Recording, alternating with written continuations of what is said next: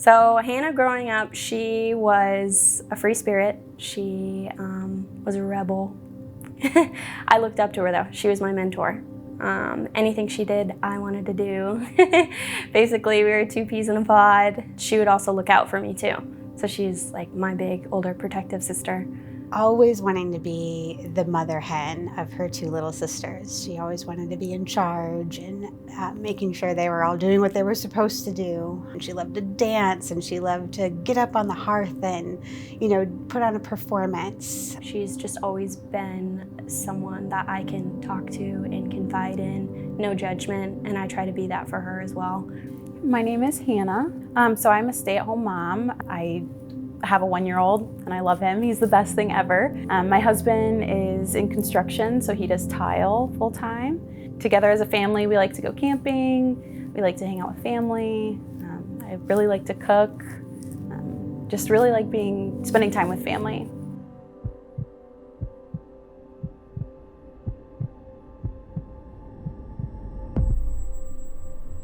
I remember my husband and we went out to eat. It was about 3 a.m. and I told him, I was like, hey, I'm gonna go take a bath. I'm not feeling right. My chest just really, really, really hurts, and I feel sick to my stomach. All day that Saturday, I was actually hanging out with my sister, still just like the worst pain I had ever felt. Monday morning, about 4 a.m., same burning feeling in my chest. Like I felt like I couldn't breathe. I felt like there was a weight on my chest. Took myself to the doctor. They were like, oh, it's just heartburn, here's a Z-Pack. If anything happens, just come see us again. That's when I had my heart attack. Didn't know that that's what was going on. Then I had my stroke while we were having friends over. So that was like really scary. So I still hadn't figured out that this is what was going on. We asked our friends to go home because I was starting to get very uncomfortable. I couldn't talk right. She came in from talking with her friends and she's like, I don't know what's going on. Like, I can't say words. I can't say allergic. She kept saying allergic. And I was like, oh, I don't know. And she's like, I just feel weird. I feel off. And I told her, I said, well, it sounds like you're having a stroke. I said, that's exactly what it sounds like. Everything you're telling me makes me feel like you're having a stroke. So then I went to bed having my stroke, not realizing that's what that was. Drove myself to work the next day. I didn't find out that I had a heart attack and stroke till I was physically in the hospital a week later from my heart attack and a day later after my stroke. You go to the doctor and they tell you that it's nothing. It's acid reflux. You're fine. Go home. The next week, I didn't know that she had the stroke until she was already in the hospital. And she was calling me, telling me, and I was in shock. Your first reaction when it has something to do with your child is to protect them. My mom was my biggest advocate. Sorry.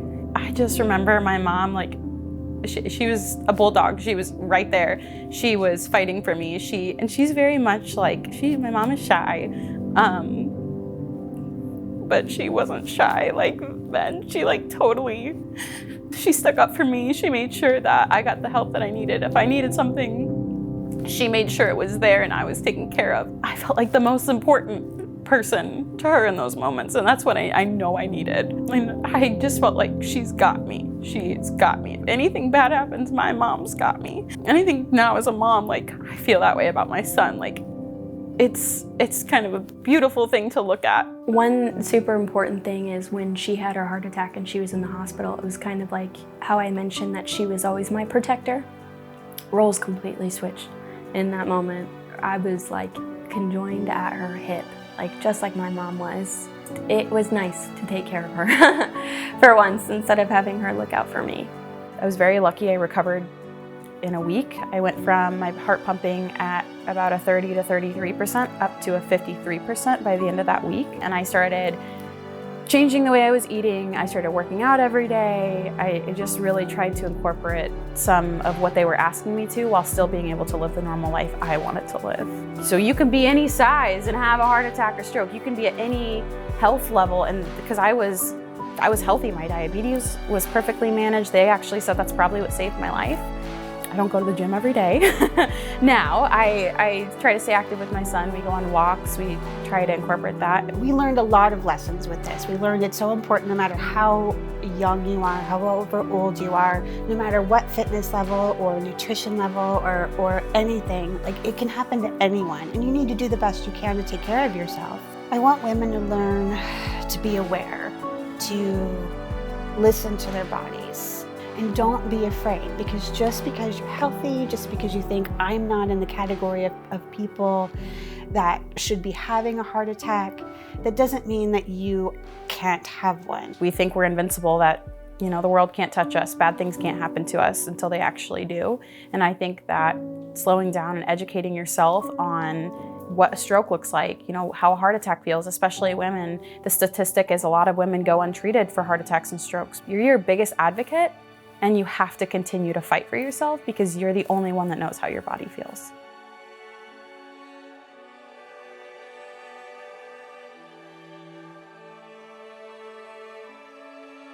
That was very emotional, going to my husband the day before our wedding and saying, "Are you sure you want to marry me? I can't give you children."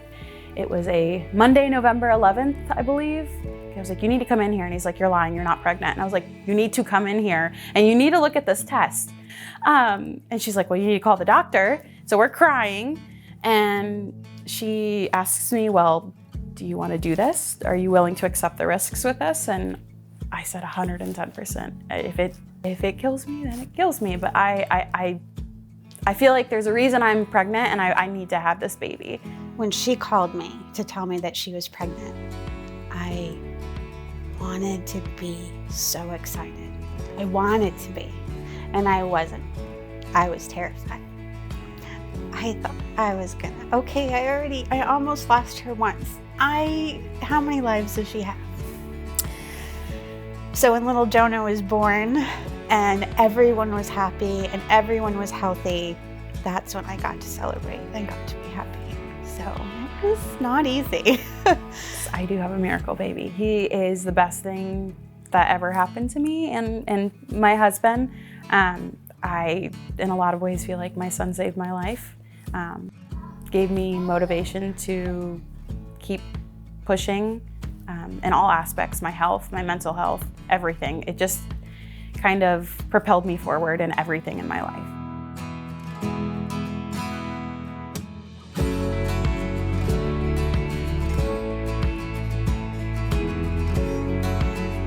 I want other women to feel like they have control over their lives.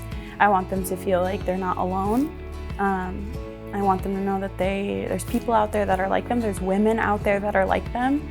And there's a beautiful community that is willing to support you. And that's something that I think aligns with my values, just as a human being. And that's why I like to share my story, and I like to help the American Heart Association, especially the Go Red for Women.